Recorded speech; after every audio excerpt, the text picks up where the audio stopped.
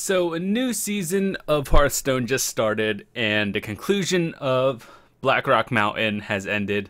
I know a lot of you guys do not see this on my channel that often, but I do play Hearthstone quite regularly, so I thought I wanted to go over some of the new cards that we've experienced throughout Blackrock Mountain and my personal opinions on various cards. So I waited till now to do this. Today is May 1st when the season just reset and everything. So before I go grinding, you guys can see I do play this quite often. Not as much as a lot of other people with like 10,000 wins, but that's okay. Regardless, what we're going to do today is pretty much just go over every single card now that everything is available. And I'll tell you like where I've seen all these cards in like what decks mostly from my experience. So we're going to start with going down into order. Druid. Now, most of these cards are just average, and I do think if you're going to use any, I would use this one. The Druid of the Flame, because I see that one more often than the Volcanic Lumberer. Simply because for 3 and making a 2/5 is actually quite hard to get rid of early game, assuming you get it on curve, and that is potentially a game winner. And it's really good to have early on if your opponent can't take it out, because in 3 mana, the most you generally do is up to 3 damage from like just spells, and then minions don't really do more than 3 damage unless you're using something like a minion plus a buff. And as for Volcanic Lumberer, generally I've tested this card, and the earliest you could use this card is probably turn 5, assuming you have or playing a fast rush deck. So I don't really see this being used that much, but I still have to do some more testing with it. Overall, it generally is not a good card. So Druid, I would say from this expansion, Druid is not that high up on the list. And okay, so next, Hunter. The Core Rager. I've never seen this card, or not never, but I rarely see this card being played, just because for a 4 cost there are a lot of other things to be used. And Quick Shot it deals 3 damage, and if your hand is empty, you draw a card. I really don't know why Blizzard made this game. I feel like the developers everyone at Blizzard likes hunters. This is essentially a Frostbolt, which does 3 damage with a bonus effect. And if I were to change this card, I would say do 3 damage to minions only, because hunters already have a lot of burn. And what that is just like spell damage that most of the time they'll go straight to your face, because that's how hunters are being played in the current meta.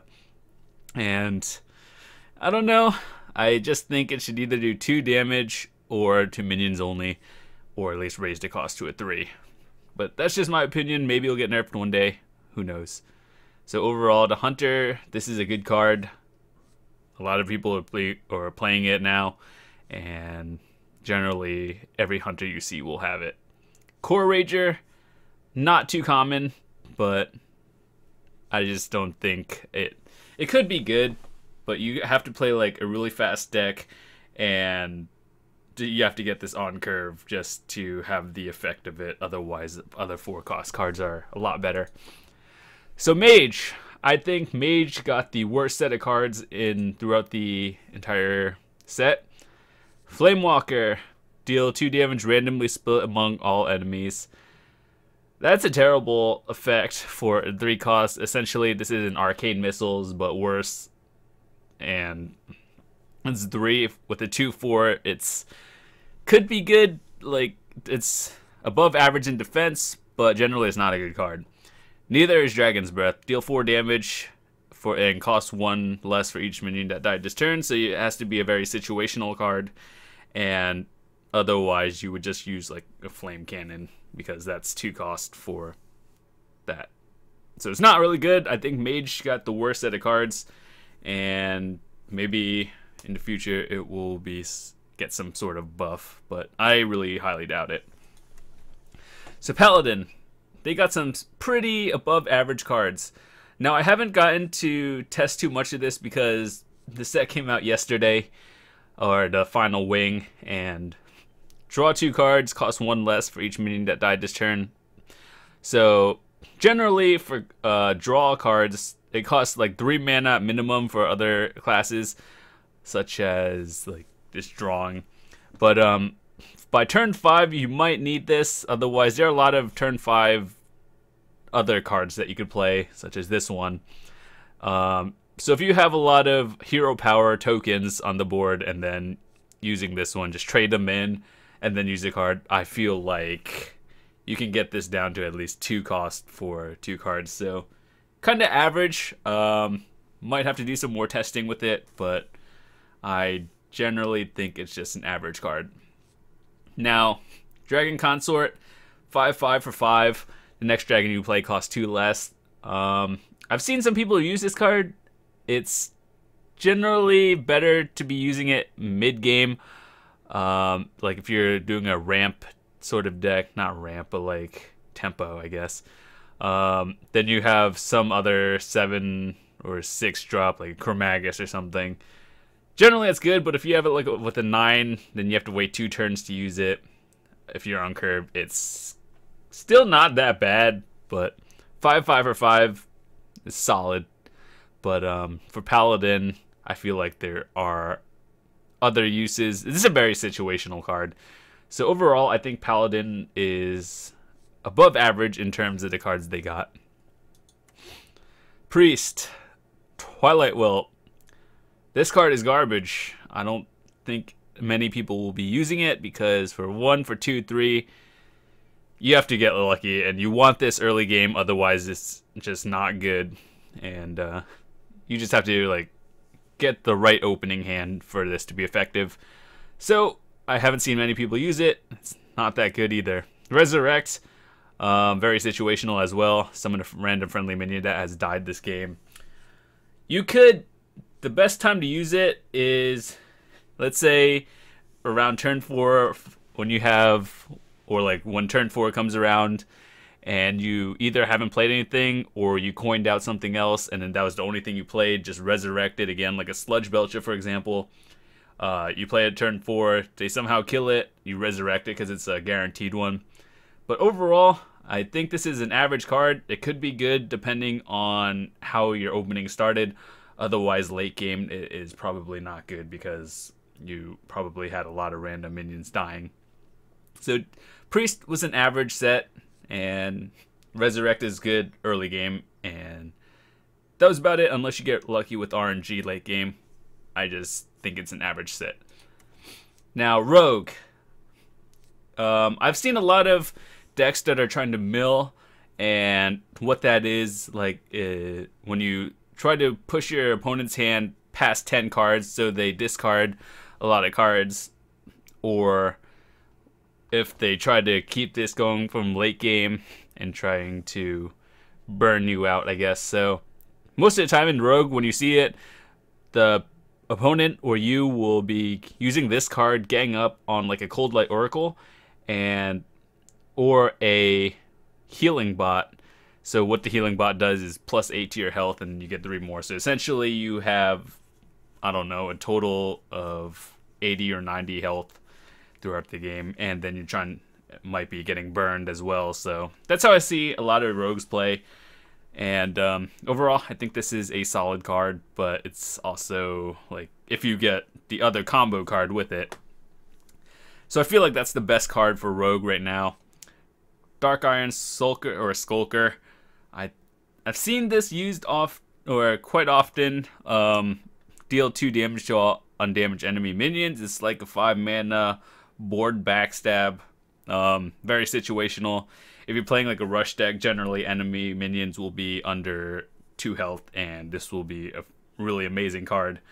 So something to keep in mind. But then most of the time, if you're playing early in the season, what you run into is a lot of Zoo decks, Demon Lock decks, and Face Hunter decks. So if you're starting out in the beginning of the season, I feel like this would be a good card to run in your deck. Otherwise, stat-wise, it is not good.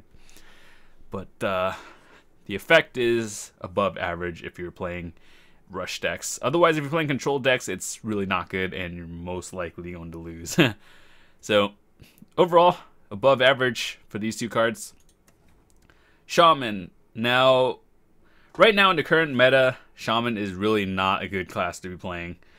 They just get beat out by long game control decks, and most of the time you won't have enough to beat rush decks because you will use like some sort of lightning storm, clear out one set, and then by then you would have to, or like the earliest you could use is like turn 4, you would use the lightning storm like 3 plus coin, and then unlock your crystals. So I don't know, by turn 4 you can actually be almost dead to a rush deck, and then if you're doing like a control deck, this card generally is not that good. And then as for a Fire Guard Destroyer, gain 1 to 4 attack, another RNG card. Sometimes it could be good. If it's a 4 for 6/6, that would be like the best thing to get. I know it's 1 to 4, so the maximum attack it could be is 7/6, which is also good, but then it puts you above 7, which is big game hunter range. So I feel like the best possible thing to get that won't get killed immediately is 6/6, which is 3 plus attack. So this is a very situational card, also a very RNG card if you get it, and for 4 cost, it could be good. But I don't really see that many Shamans being played right now, so I have to do a little bit more testing with it. So with that said, I'll let you guys know a bit later. Now Warlock. Warlock is like the current meta now. Everyone's playing a Demon Lock, Giant Leg, or just straight Zoo, which is Rush. Deal 2 damage to all non-demon minions. I guess it's okay if you're using a Demon Lock deck, which is kind of specific, but otherwise you would not put this in over a Hellfire, which is a 4 cost and do 3 damage to all enemies on the board. So don't see this being used too much, but the Imp Gang boss is very above average, as it's like one of that 1/5 thingy, Imp Master, but it has a higher attack and it spawns 1, so you can use this in a very situational. Plus it's a solid 3 drop with a good effect, and it's a demon, which can be buffed by other Warlock cards in general. So I think this is a good card. Also looks pretty cool, golden. Warrior. I don't see many people using these cards in actual decks, maybe for like gimmicks or just to test. Deal 1 damage to all minions if you have 12 or... Now this card is just kind of dumb. You might as well use that 4 cost card that's Heroic Strike, I believe, or Mortal Strike, one of those thingies where you attack a minion or like enemy minion only, and this is to all minions, so I don't think it's that good. Might be, but I just don't think so. And Axe Flinger, whenever this minion takes damage, deal 2 damage to the enemy hero. It could be a game winner if you have a combo with it. Like, you could... I've seen some people do serious damage late game with it. They have 2 of them on the board, then like Whirlwind, Cruel Task, or use the rock or axe that's like 4 attack and it does a Whirlwind when it gets destroyed. So you could potentially do a lot of damage with this, and I've really not seen people use this game or this card late game, but if you get it early, it could do some potential damage, so that's good. Otherwise, it's not that good. So 1 card really is not that good, 1 is just average. So most out of all of these, I would say Mage got the worst ones, and either Rogue or Paladin's got the best one, and then it would be Warlock.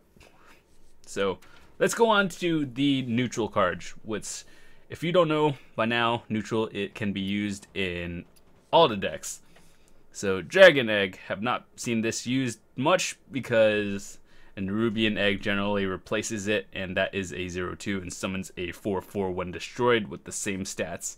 It just costs 1 more to summon, and 2 ones generally get destroyed by pretty much everything. So have not seen this used that much. Blackwing Technician is if you're holding a dragon, you gain +1/1. Now it could be good. I've seen A lot of people use this in primarily dragon decks, and by dragon I mean most people are playing like Paladin or Druid dragon decks, and that is where you will see it most. So it's kind of annoying to get rid of, but it's also a pretty good card if you have a dragon, which if you see this card, there's a good chance someone is playing a straight dragon deck, and it's solid. Dragon Skin Sorcerer. Whenever you target this minion with a spell, gain +1/1. Often I have not seen the effect take place because either someone will use a hard removal to get rid of it, or a minion by turn 4 will just get rid of it. So it's a very situational card.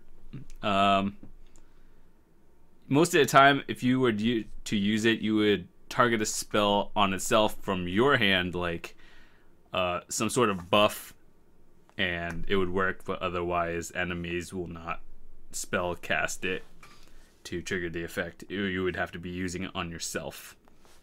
So kind of an average card. Overall not that good. A lot of other 4-cost cards that are better, like Hungry Dragon. So this one for 4-cost has a really high stat, 5/6, and it summons a random 1-cost minion for your opponent, and generally the 1-cost is okay, worth using the card for. The annoying part is when they get like a Divine Shield Argent Squire 1/1, and that guy gets buffed and trades in for it.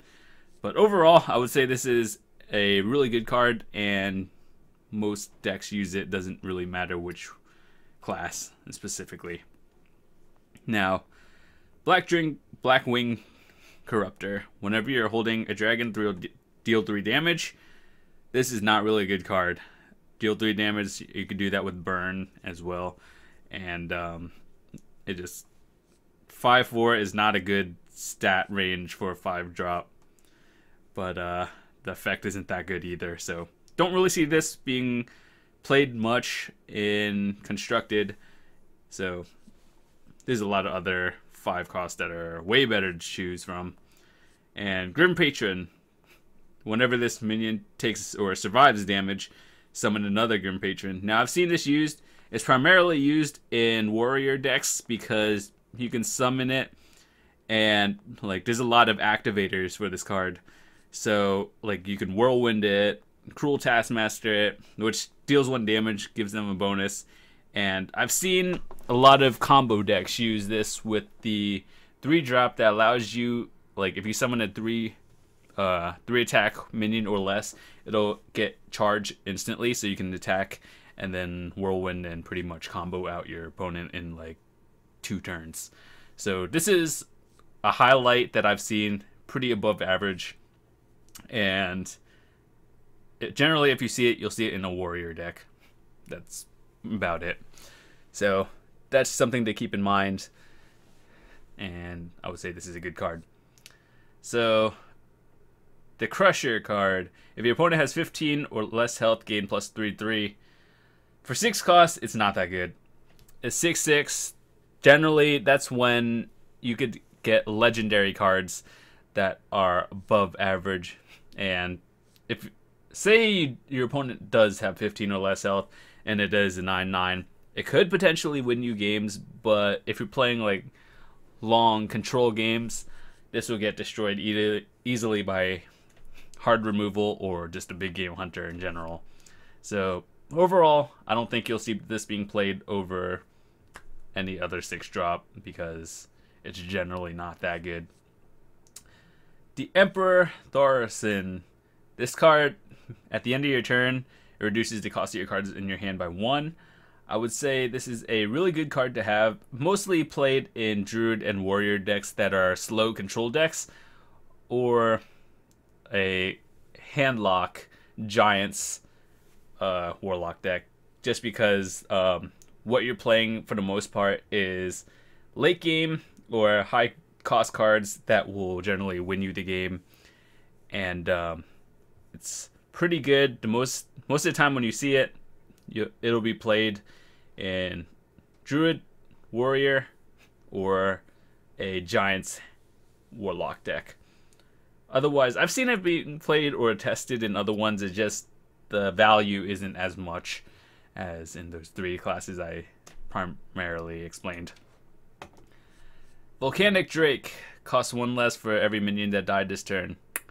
Now for 6/4, this could be pretty good, but the fact that it only has 4 health is not exactly amazing. If it was like a 6/5 or 6/6, I feel like it would be played more often, but for the 6 cost, 6/4, it's not really that good. Very situational. Now let's get into the legendaries that you get for every wing. The red and black hand. If you're holding a dragon, destroy a legendary minion. Very situational. I don't see this being played that much because there are just so many other legendaries that do other stuff and better. So, especially since it also has 4 health for a 7 drop, it's not that good, but I don't know. I just don't see it being played often. Maybe in the future meta, but just not right now. And so, not really that good. Now, Chromagus. I thought this was an interesting card because when you draw a card, you place 2 of them in your hand. Now, where I've seen it in pretty much every deck nowadays, just because you get 2 of every card, and that generally works in everything. So, primarily the decks you will see it in though are Warrior, Druid, Rogue, and possibly a late game mage, or like a freeze mage that does straight burn. But you can see it in everything. It's pretty cool. I think these stats are above average. Since it's under 7 attack, it won't get big game hunted, and it's pretty hard to remove it. So I think this is an above average card, if not one of the best from Blackrock Mountain. And okay, so Major Domo. When this dies, it summons a Ragnaros, which is an 8/8, and it has the hero power. So the hero power essentially is a 2 cost, and then it shoots or it does 8 damage to a random enemy minion or face.